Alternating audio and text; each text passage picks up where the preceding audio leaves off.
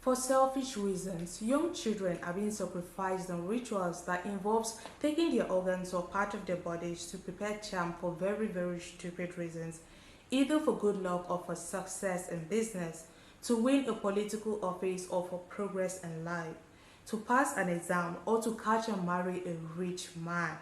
Today's case is one of these, but before we get into details, please hit the subscribe button to support my channel to grow. Then you can come with me to the UK as we visit the case of the boy called Adam.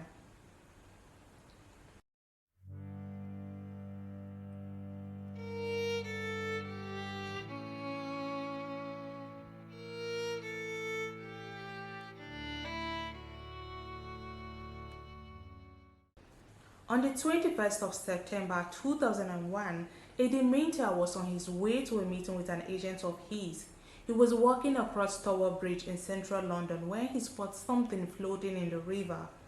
According to him, he initially thought it was a beer barrel or even a mannequin, but as he drew closer to him, to his horror, he discovers it was a human torso. His exact words were, quote, "The tide was quite high at the time. I thought it was a sailor's mannequin, then it came under the bridge, and that's when I saw the detail, the wounds and the body itself," end quote. So after this discovery, he immediately contacted emergency services who swarmed the area, and authorities proceeded to get the torso, which was that of a young boy, out of the river Thames. It was just upstream closer to the Globe Theatre. It was clear to the police right from jump that the body was that of a child. This young boy was black and he could only been about maybe 4 to 6 years old, give or take. And whatever had happened to this boy was seriously gruesome. For starters, like I said earlier, what remained of him was only his torso, which had been pulled out of the water. It is glaring that this young boy's throat had been neatly slit and his head had been expertly taken off his shoulders. He had no arms and no legs, as even those had been expertly and neatly taken off his torso as well. So following this discovery, the police went into full-mode investigations almost immediately, but they were kind of hindered by lack of evidence, as the body was presumed to have been in water for quite a long time and probably evidence had been washed away. They in fact had little or nothing to go off on. Detective Inspector Will O'Reilly, who became the lead in this murder investigation, said, quote, "It was not much to go on. All they had was one tiny boy's torso already blotted with river water from the Thames and drained of blood. There was no head, no arms, and no legs. The only clothes were a pair of bright orange shorts. It was of course a shocking sight, lying there in the unzipped body bag on Wapping Pier a few minutes after it had been fished out of the murky water. I have never seen a child that young dismembered. There hadn't been one in Britain for 40 years, end quote. So the only tangible piece of evidence they had was the clothes they found on the torso when it was pulled out of the water. Even at that, it wasn't any serious piece of clothing. It was only a pair of orange shorts. That's it. Nothing more than that, just this orange shorts. But these orange shorts would somewhat become a focal point in their investigations.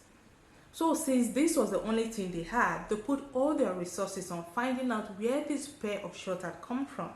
This orange shirt had the label of a kids clothing company on it. The shirt, in fact, had been manufactured and sold by Kids and Company, but this company didn't exist in the UK. It was a Germany-based kids clothing company. So eventually, about a week later, the Metropolitan Police did give a press conference where they kind of laid down the facts that they knew about the case at the time. They also appealed for help from the public on the Crime Watch UK program. After this aired, over 60 tips came in, but there was really no breakthrough. It was still a dead end. At this point, they still didn't know who this young boy was or where he had come from. At least, if they had the information of where he came from, they would know how to proceed with the investigations, right? So instead of calling him a John Doe, the authorities named him Adam. They gave him a name so he wouldn't just be another nameless human that will eventually get lost to history should they not find out who he was eventually. A reward of £50,000 was also offered for information that would lead to a conviction, after which investigations intensified as to knowing exactly what had happened to Adam. how he got into the Thames, and where the rest of his body parts were. So by this time, the investigations and operations regarding Adam's case was given a name. It was called Operation Swarcliffe, which was led by a Met Police detective. His name was Adrian Maybanks. According to the pathologist Mark Heath, the body was in the water within 24 hours after the death and had been in the water up to 10 days. So, Operation Swarcliffe brought in different experts from various fields that mattered to Adam's case so that they could at least help to determine the point at which Adam was dropped into the River Thames. They pulled all the stops here. There were oceanographers and the likes who came in to help. These experts did help. At least they were able to determine that Adam must have been dropped into the Thames between Teddington Lock in West London and the Thames estuary, where the river meets the waters of the North Sea in the southeast, an area of approximately 12-mile radius. So now that they had at least a point where they think someone had dumped Adam in the river, they went ahead to gather all available CCTV footage of the entire area covered between West and East London. They were of high hopes that at least they will find something, even if it's just only a small, tiny, itty-bitty clue as to what had happened. But to their disappointment, they came up empty-handed as they saw nothing after scoring the hours upon hours of footage. They went on to comb the entire area, knocking on doors and using every means they could to at least find out if a young boy of Adam's age had gone missing or had been reported missing, but they still came up with nothing. Nobody knew of Adam or who he was. Meanwhile, an autopsy was performed on the torso and the medical examiner found out really interesting things during the autopsy. For instance, there was no single drop of vital body fluids in the torso. The medical examiner determined that whoever had taken off Adam's head, upper and lower limbs were definitely an expert and most likely a surgeon because of how clean and precise the cuts were. He also stated that Adam's body shows the sign of a healthy child who was well fed and nurtured, but there was traces of an unknown substance which eventually turned out to be cough syrup in his system at the time of his demise. Then there were some other weird and unexplainable substance in his stomach too. He also had an enlarged spleen as well, but we shall get into all of that shortly. In the meantime, the police had to trace the origins of the orange shorts Adam had been wearing. Where exactly did they come from? It was then they found out that the orange shorts, which was manufactured by a Chinese company for Germany's Kids and Company, was only sold in selected woolworth shops in Germany and Austria. The shorts were traced back to a batch of 820 pairs in the sizes for ages 5 to 7, which had been sold in 320 stores around Germany only, and it also had only been released in stores just a couple of weeks before the time the medical examiner suspected Adam lost his life.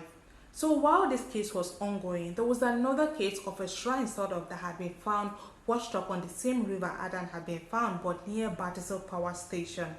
The shrine had some sort of prayer candles, about 7 or so, as well as white sheets with the name Adekoya Fola Adioye inscribed on it, and it was also carved into the candles. So the police thought maybe this had a connection with Adam's case, so they began to work the case with the intention of linking it to Adam.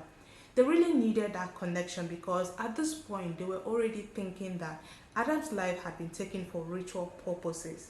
But ultimately, the shrine turned out not to have any links or anything to do with Adam because it was traced to a black family of Nigerian descent who practiced the African traditional religion.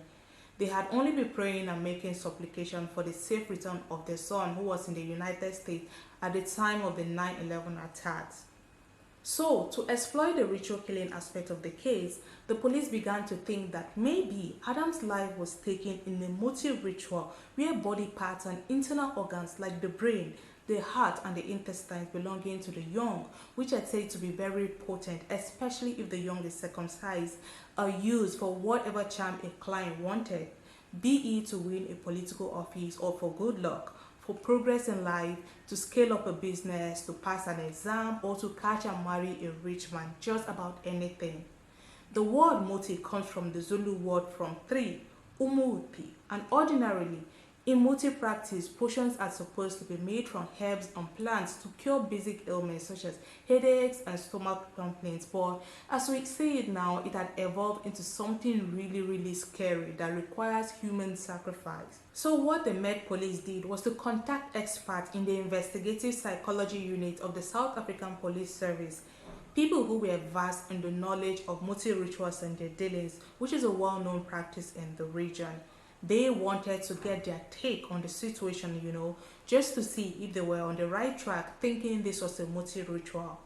But the South African experts told them that Adam's case was unlikely a Muti sacrifice majorly because his internal organs, which is usually the major ingredient in a Muti ritual, was untouched.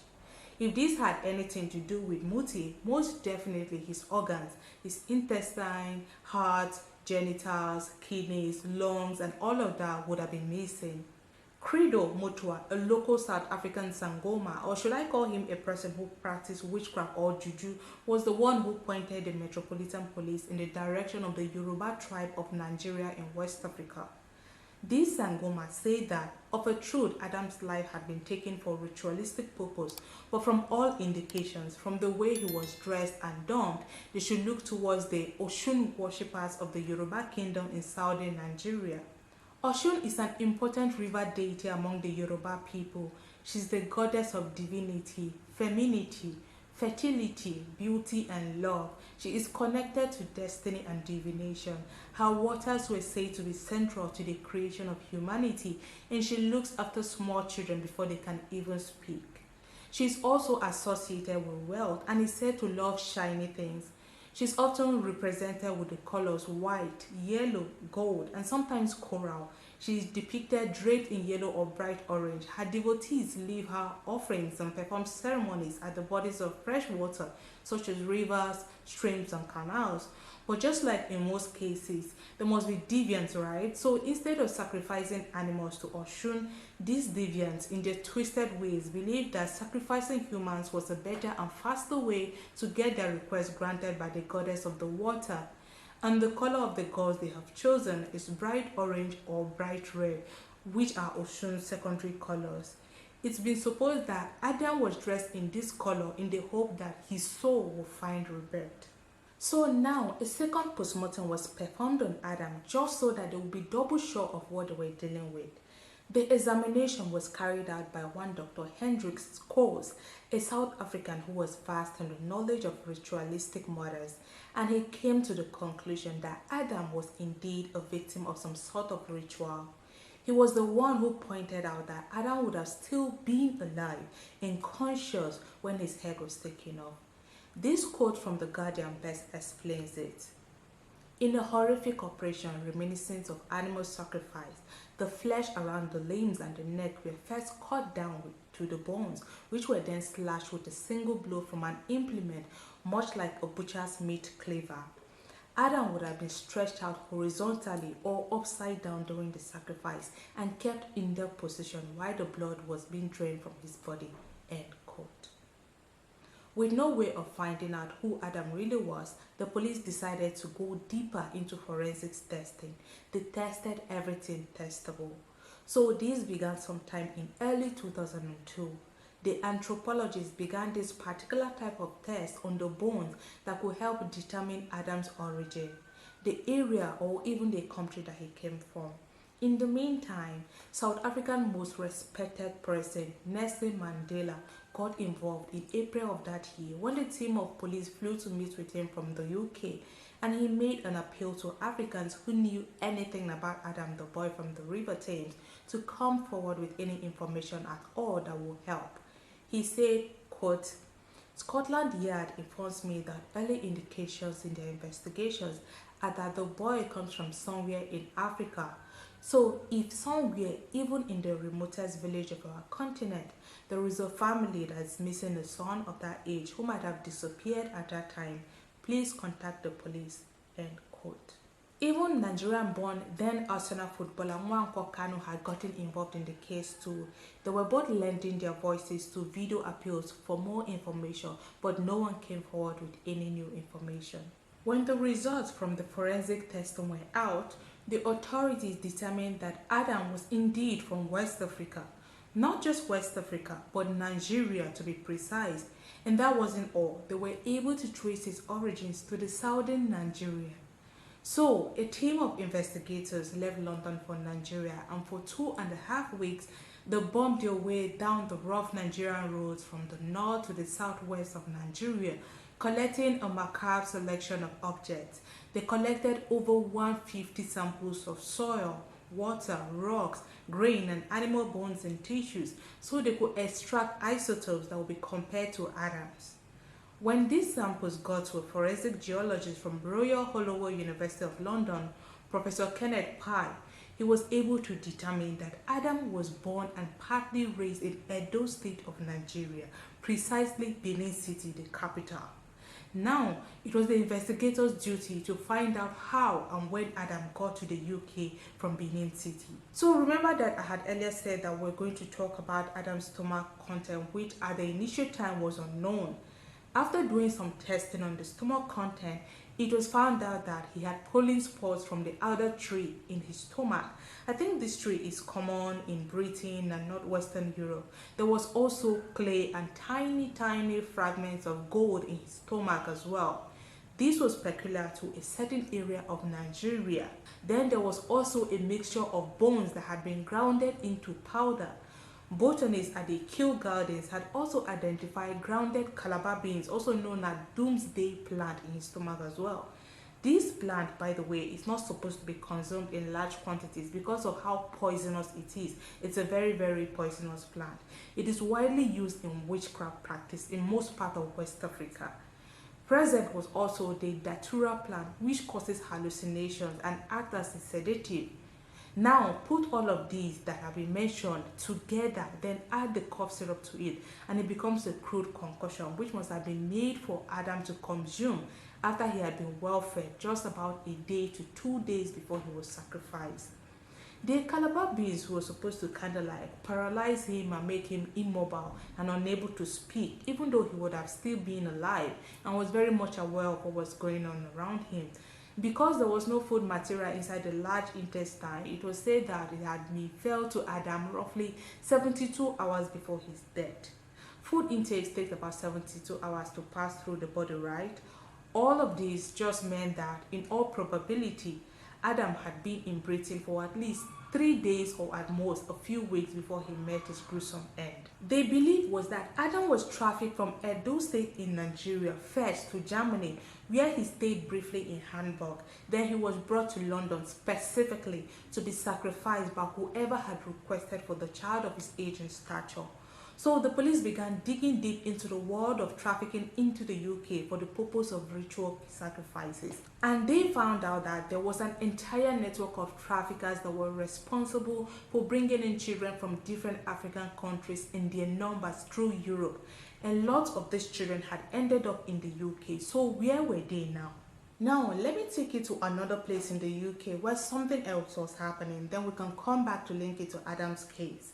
So in December of 2001, about 3 months after Adam's torso had been found, a woman called Joyce Osajide had gone to the immigration office in Croydon to tell them she was seeking asylum for herself and her 2 daughters. According to her, she was originally from Sierra Leone. I don't know much about Sierra Leone, but the surname Osajide sounded very Nigerian to me. But well, she said she came from Sierra Leone and wanted asylum because her husband was after their lives. She said he was a leader of a secret society called the Black Coat Eyes of the Devil Guru Maharaj, and she had watched him murder and sacrifice 11 children in rituals, one of which was her very own son, who was sacrificed in 1995. She had been a member of the Guru Maharaj cult from the years 1994 and had held the position of an organizer while her husband was the messiah in the cult, and she left because there was too much evil. She said that the cult practiced juju or black sorcery or voodoo, whatever you choose to call it, but she was too afraid to give any more details. According to her, since she deserted the group, her ex-husband had been after her and her daughter's lives. She said her husband was a man called Samuel Onujayovi. She, however, wrote down the name Tony Onus when given a pen and asked to spell it. After that, she refused to say anything more. She just clamped up. She denied saying the name Ono Jayovi and changed her story to her coming straight to Britain from Lagos, Nigeria by ship. Her story was not exactly believable, but the government provided her accommodation while she waited for the result on the asylum. Now, fast forward to July of 2002. Social services in Glasgow were called to intervene in a case of a woman in her early 30s who was unable to provide adequate care for her two daughters.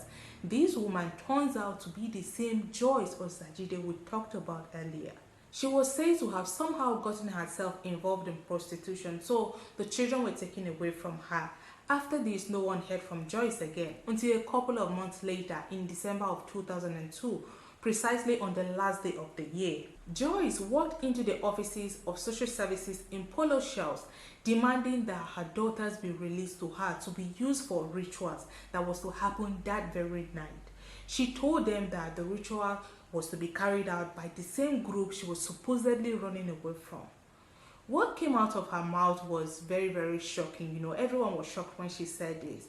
They were like, is this woman delusional? Was she really serious? How on earth, in all her imagination, did she think that these children would be released to her to go use them for rituals? What the officials did instead was to obtain an order of protection for the girls against Joyce, their mother. It was in the process of all of this that an officer, Constable Jean McLean, who was privy to Adam's case, thought that, all these cult and ritual sacrifices might be linked to Adam's case.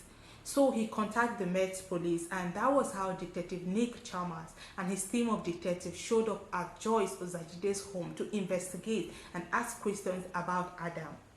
At first, they even suspected that she was Adam's mother, so they requested that she submitted her DNA for testing, but she blatantly refused to do so.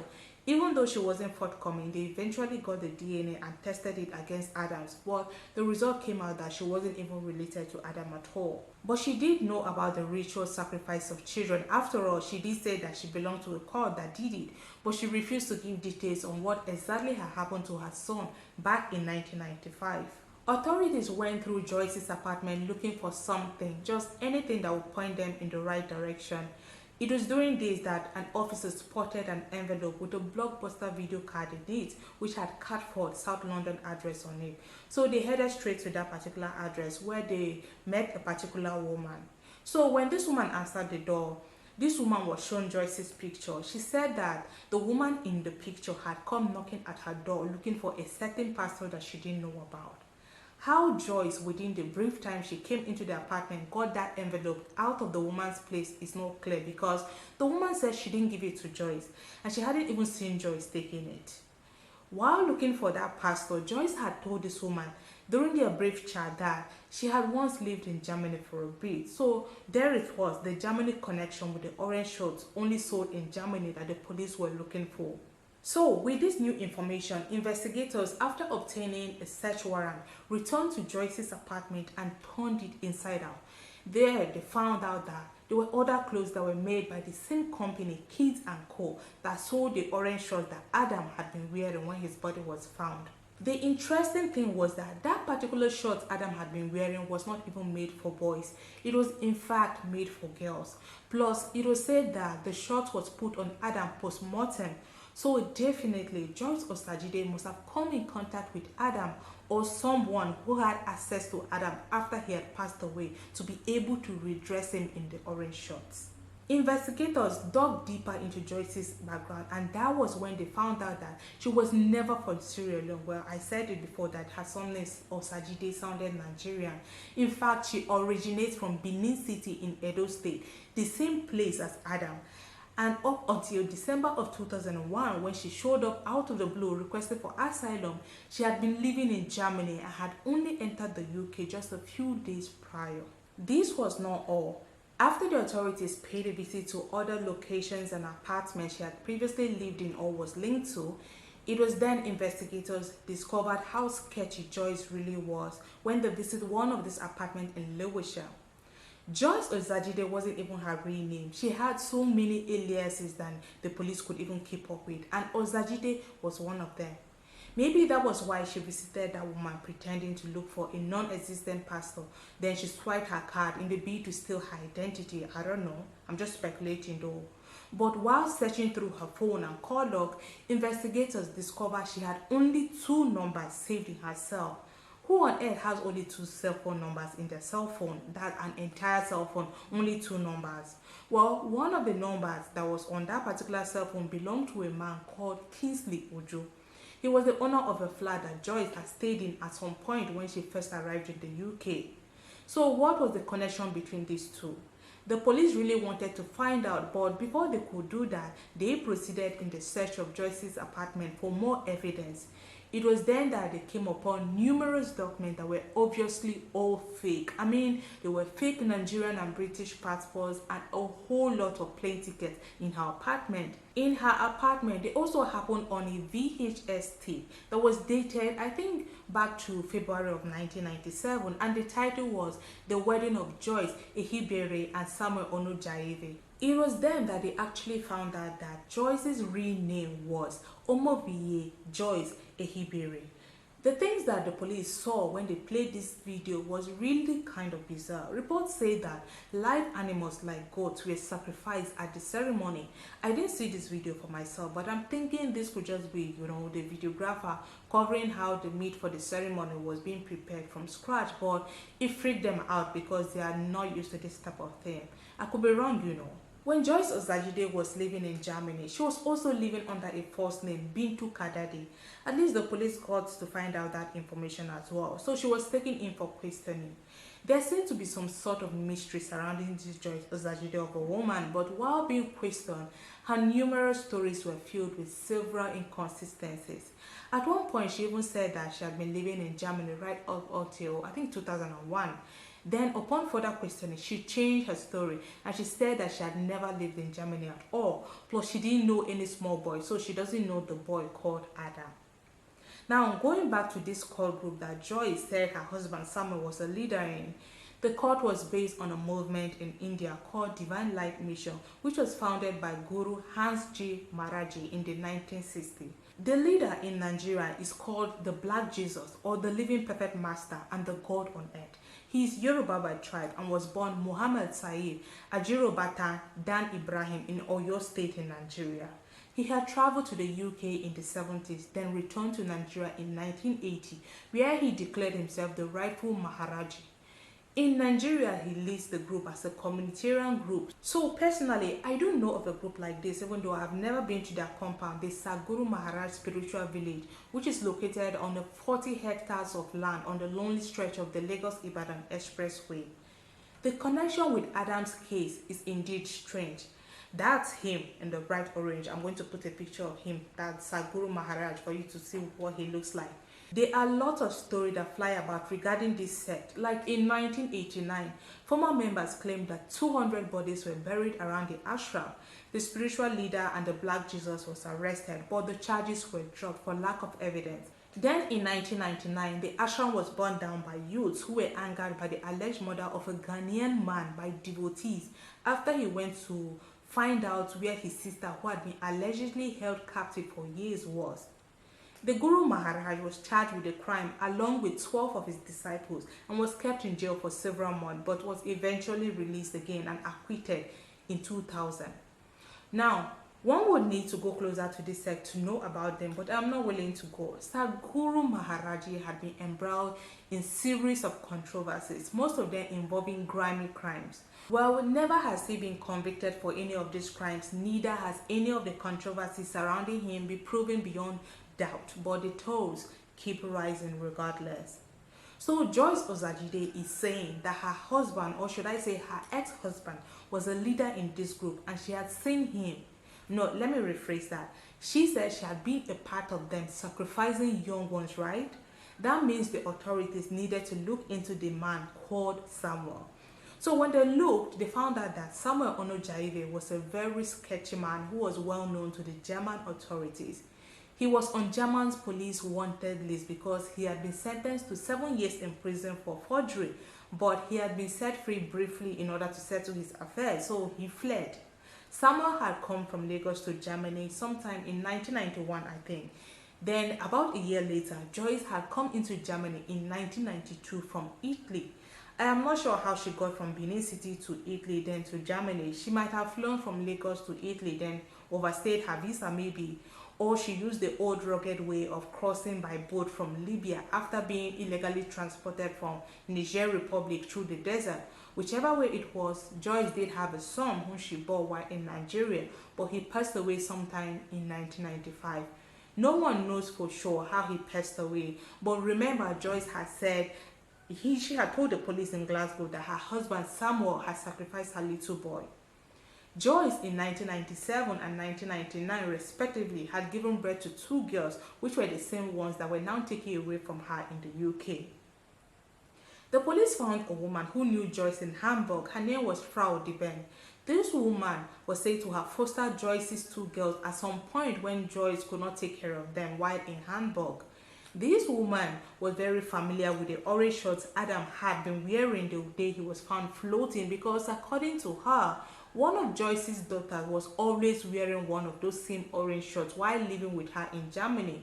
But she did say that she saw the orange short last in the last quarter of 2001, about the same quarter Adam was found floating. Another woman was tracked down in Germany who said she knew Joyce. Her name was Ria Matthews. She said that she was a social worker in charge of Joyce's benefit. So she would always frequent Joyce's apartment to check on the girls in whose name she was collecting the benefits, just to make sure the money was going where it needed to go. And this woman said that Joyce was living in a good and expensive high-rise building, and she had expensive properties that no one who was on social benefit could afford at the time. Yet she claimed that she didn't have any job or any source of income at the time. These social workers said that she had seen Joyce with a young boy who wasn't looking exactly well taken care of in the summer of 2001. So this means that there could have been a boy who wasn't Joyce's son staying with her in Hamburg who could have worn a pair of orange shorts that Joyce's girls had. So who was this boy and where was he? And most importantly, was he Adam? When Joyce was grilled as to whom this boy was and his whereabouts, she couldn't really say anything tangible. All she had to say were just lies and more lies that didn't make any sense. As per the orange shirt, she did say she had purchased a couple of them from Kids and Company, but she doesn't have them anymore as she had left them behind at her Glasgow apartment. The police checked it out and there were no orange shirts in their apartment. When they confronted her with this, Joyce now said that she left them back in Hamburg, Germany after she moved. I think Joyce was thinking that, the police will not go to check out this information out, but they had in fact gone back to her old apartment in Hamburg and the apartment was still vacant, but there were no clothes there. The police at this point believed that the pair of orange shorts Joyce had purchased for her daughter was what Adam had on when he was found floating, but there was no way to prove it. And Joyce wasn't even saying anything positive. Anytime she opens her mouth to speak, it was just lies and more lies. So fast forward to late 2002, I think it was around November or early December thereabout, the Home Office decided to deport Joyce back to Nigeria after her asylum was rejected. The investigators on Adam's case did try all they could, to stall the deportation, considering Joyce was the focal point of this particular case. But the Home Office advised that if they were not going to charge her with any crime, they should just deport her immediately. So Joyce Osajide was deported on a private jet back to her home country of Nigeria. The UK government literally chartered a private plane to just get Joyce out of the country, knowing fully well that she was under investigation for child trafficking and might have had the answers to a lot of questions on Adam's case. I'm going to leave that for you to read in between the lines. So detectives Nick Chalmers and Will O'Reilly tagged along the flight in hopes that Joyce would maybe give up something, but she didn't. So now that Joyce was gone, the only thing the police had that was connected to this case were Kingsley Ojo, remember him? And also Joyce's ex-husband Samuel Onojaive. So they got on it and began to trail them both. Kingsley Ojo was tracked to an apartment in Hackney, East London, but it seemed the authorities were a tad bit late as they were greeted by an empty flat. But it looked like someone had left in a hurry the way they met the flat. I mean, there was one food that someone was getting ready to eat, plus an open window suggesting someone had climbed out of it to evade the police. In Kingsley Ojo's apartment, the police found some weird stuff. they came across a video titled Rituals. It was a videotaping of a human ritual sacrifice that was very, very disturbing. In it, a man's head was being cut off and served on a platter to a Yoruba deity to help speed up the recovery of an elder from a serious illness. And just like in Joyce's apartment, they also found several fake passports and air tickets, plus other strange things like a rat skull that had been wrapped in a black thread and had a nail piercing it like something someone practicing juju would have. Then they also found this granulated substance that no one knew what it was at the time in some packets. After it was tested, it turned out to be grounded combination of some of the weird substances that were a part of Adam's stomach content. So following this discovery, the police conducted a huge investigation and series of arrests were made in a huge operation in July of 2003 that saw the arrest of over 20 individuals who had a connection with Kingsley Ojo or human trafficking. There was also a raid on a North London shop after a tip-off that human body parts were being sold there. The officers seized 2 tons of unfit meat, including crocodile head, used in ritualistic dishes to increase stamina in men. They also found rat feces, which had been removed from rat intestines and prepared as a delicacy for possible use in a ritual.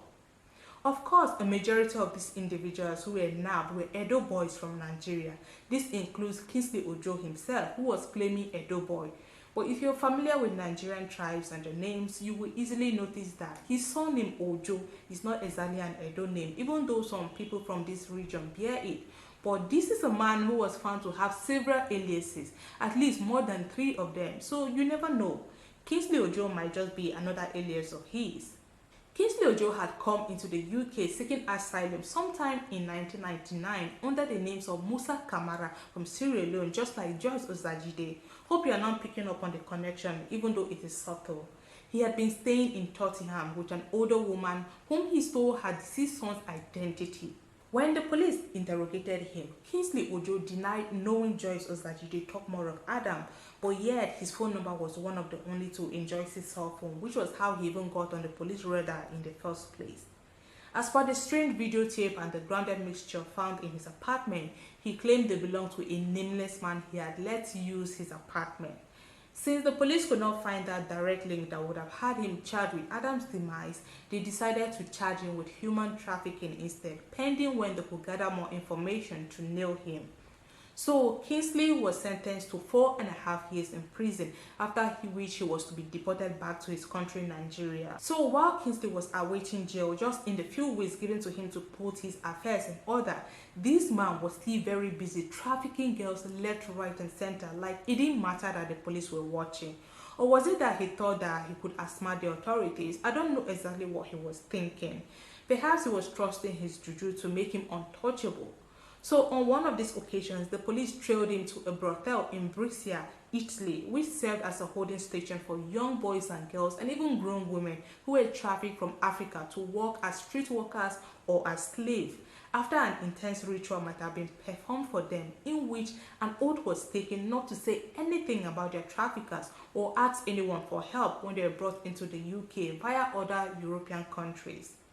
2 Nigerian girls who had been freed as a result of the raids talked about their experience in Benin City. According to the girls, they had been initiated into a court in a chamber covered in bright orange clothes, where they had been forced to drink potions and told that they would die if they ever broke the vow of the secrecy to which they had been sworn. So they had to obey whatever they were told. So Kingsley Ojo was thrown in jail, and reports said that he continued performing his juju activities in jail. He was even doing the voodoo for other inmates too to make some money, and he quickly became very revered in prison. As for Samuel, Joyce's ex-husband, the police got to know that he was living in Dublin after showing a Nigerian man who had been arrested on unrelated charges a photo of Samuel Onujaive. He was able to give the police the information they desperately needed. He was in Dublin quite alright, but not as Samuel Onujaive. He was living under a different name, Ibrahim Kadede. So all the while they have been looking for Samuel, they couldn't find him because they ought to have been looking for an Ibrahim instead, not a Samuel. This man, Ibrahim or Samuel, whatever you choose to call him at this point, had spent time in jail for human trafficking and forgery in 2001, like I said earlier. But at the time the police got to him, he was out of bail and had fled to the UK. The police paid him a visit and he said he knew nothing about Adam, but he admitted to being a witch doctor who practiced juju or voodoo. He also said that he didn't know any Kingsley Ojo, which was a blanket lie because the police had found he had written down Kingsley Ojo's details in a journal that he had in his home. This man, Samuel or Ibrahim, had been living all over Europe under different names at different times.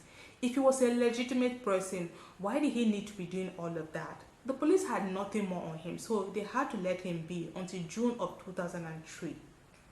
In a joint operation, the Met Police and the Irish Garda raided the Dublin home of Samuel Onujaive and the woman claiming to be his wife. Their home was searched extensively, although there are no reports of whether anything of importance was found. During the raid, the police interviewed Samuel. Samuel denied everything. He still claimed to not know Kingsley Ojo, despite having the man's details in his diary like I mentioned earlier. Strangely, Samuel also denied knowing Joyce Ozajide even though they were married, and there was an entire video to show that they knew each other and they were married to each other. He was taken into custody and German authorities began extradition proceedings to take him back to Germany to do his time. So fast forward to 2004, an inquest into Adam's case was done and a request was made to bring in Joyce from Nigeria to the UK for more questioning. I am not sure if at this time more evidence had come up that implicated her. I don't know why they wanted her back after deporting her, even though clearly that deportation wasn't what investigators had wanted at the time. But the thing was, tracking down Joyce in Nigeria was almost impossible. The Nigerian police who were supposed to locate Joyce could not find her anywhere. Well, that's according to them. Being a Nigerian, I know that our system does not work. I'm almost sure they didn't even try to look for her. And to back this up, when they told the Met Police that they could not find her, a team of investigators arrived in Nigeria to look for her themselves. And right there at the British High Commission, they were told that Joyce had actually been trying to contact them to gain information as regards the well-being of her two daughters who were still in foster care in the UK. Joyce was invited to the High Commission, and when she arrived, another round of questioning began. She went over all what she had told authorities initially back in London, but this time she added that Adam must have been sacrificed because his parents must have been brainwashed into doing it, and she knew he was sacrificed in Lewisham, but she doesn't know where the head and the limbs are, and that was all they could get out of her at that particular time. Now fast forward to 2007, Kingsley Ojo had done his time and released for prison. Mind you, all this time there had been no other leads on Adam's case. He had been buried back in August of 2005 in an unmarked grave. So lest I forget, in 2002, a memorial service had been held for him, and the only people who attended this funeral service were the almost about 30 detectives, scientists, pathologists, and various experts who were working on his case at the time. They were the only people who were close to a family that he had. So Kingsley Ojo was let out of jail, but unlike Joyce, he wasn't deported on the condition that he would assist in nailing those responsible for Adam's demise. The police knew that. Kingsley knew more than he was willing to accept to at the time. So with Joyce now being out of their reach, they hoped that by keeping him in the UK, with time he might slip up or even be willing to tell them something. After all, while in jail, he had contacted the police to tell them that he had secret recordings of Joyce that were made by his associates in Nigeria, and that he was willing to help them out if they wanted him to help them with the case. So he was free and living in East London. But unfortunately, it turns out Kingsley all through his stay was only feeding the police garbage. He even told the police at some point that Joyce was on her way back to the UK, where she was really confirmed to be in Nigeria. Plus, he pointed accusing fingers at one female pastor in the UK, claiming that she spearheaded the sacrificial ceremony of Adam. The police placed undercover churchgoers in her congregation for months and months, but soon enough it was obvious that Kingsley Ojo was just lying to them. Also, he didn't even put an end to his dirty dealings that got him incarcerated in the first place. Then suddenly, he went underground, never to be heard from again, for the time being of course.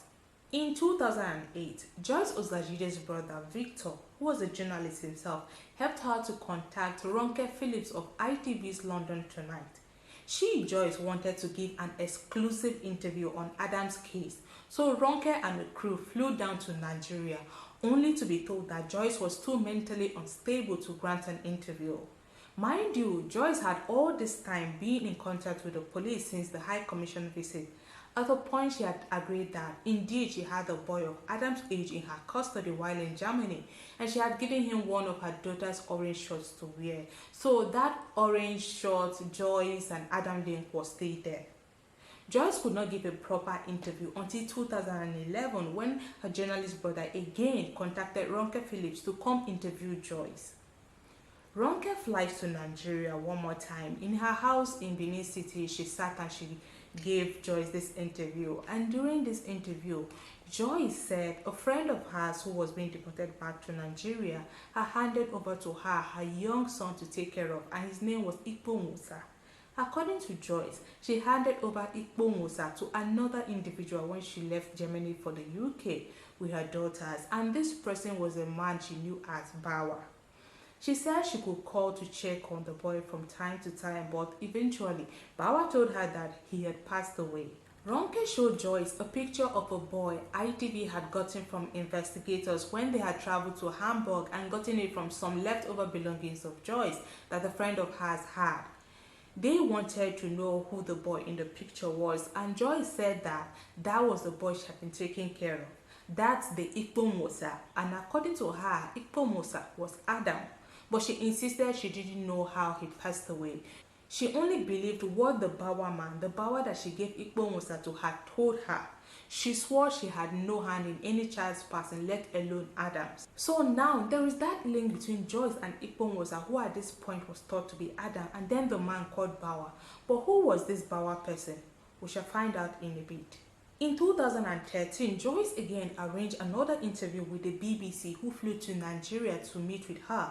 But the interview was not exactly how they hoped it to go, as Joyce had again changed parts of her story from what she had told London Today's Ronke Phillips.